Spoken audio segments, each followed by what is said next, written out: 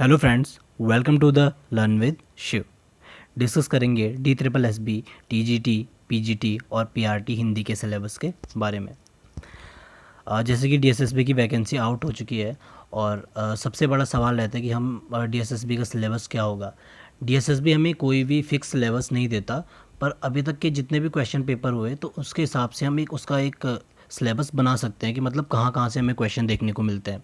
सबसे पहले अपठित गद्यांश, हर बारी 5 नंबर का एक अपठित गद्यांश DSSB हिंदी के पार्ट में आता ही आता है और बिल्कुल नॉर्मल आता है। जैसे हमने सीटेट में देखा होगा, कहीं पे बहुत कठिन पैराग्राफ हमें देखने को मिलता है, कहीं पे सरल मिलता है, बट इसमें बहुत ही नॉर्मल हमें अपठित गद्यांश देखने को मिलता है जिसमें हम आसानी से अपनी 5 नंबर गेन कर सकते हैं।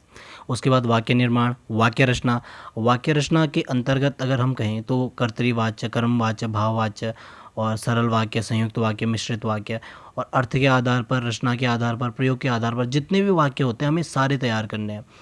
कहीं से भी वाक्य रचना में हर साल DSSB में कोई ना कोई क्वेश्चन आता है, कहीं से भी वाक्य पूछा जा सकता है।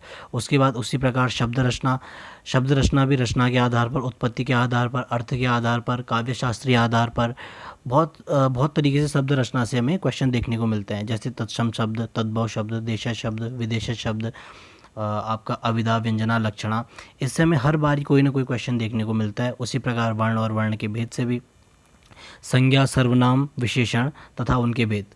आपको संज्ञा, अभी तक हमने केवल संज्ञा, नॉर्मली संज्ञा किसी व्यक्ति, वस्तु, स्थान, भाव, जाति के नाम को संज्ञा कहते हैं, पर इसके भी 5 भेद होते हैं। उन भेदों के बारे में हमें पूरे अच्छे तरीके से पढ़ना है। उसी प्रकार सर्वनाम, विशेषण तथा उनके भेद और क्रिया भी। और उसके बाद अव्यय। अगर संज्ञा, सर्वनाम तो आप लोगों ने सुना होगा, पर बहुत सारे लोग अव्यय में कन्फ्यूज हो जाते हैं कि अव्यय होता क्या है। अव्यय जो क्रिया विशेषण, समुच्चय बोधक, विस्मयादि बोधक, मतलब कुल मिला के संज्ञा, सर्वनाम, विशेषण और क्रिया के बाद जो 4 चीज़ें आती हैं तो उन्हें हम अव्यय कहते हैं। और उसके बाद वचन, लिंग, कारक, काल, उपसर्ग, प्रत्यय, अलंकार, संधि, समास, शुद्ध वर्तनी मतलब कहीं पे भी आपको 4 वाक्य दे देंगे और उसमें से 3 वाक्य अशुद्ध होंगे और 1 शुद्ध होगा और आपको एक शुद्ध वाक्य पहचानना है। तत्सम तद्भव शब्द जो मैंने शब्द रचना में बताई दिया आपको। और उसके बाद पर्यायवाची, अनेकार्थी शब्द, समोच्चारित, मुहावरे व लोकोक्ति। इस तरीके से हमें DSSB, TGT, PGT और PRT का सिलेबस देखने को मिलता है और बहुत कम चांस रहते हैं कि क्वेश्चन इससे बाहर जाए। बाकी छंद, रस वगैरह इसमें आज तक तो अभी तक आए नहीं, बट आगे का पता नहीं कभी आए, अगर उसको भी हमें हल्का हल्का तैयार करना ही पड़ेगा।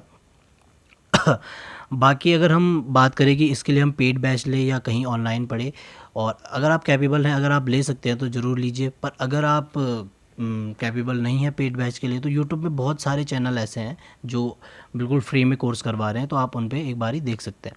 धन्यवाद।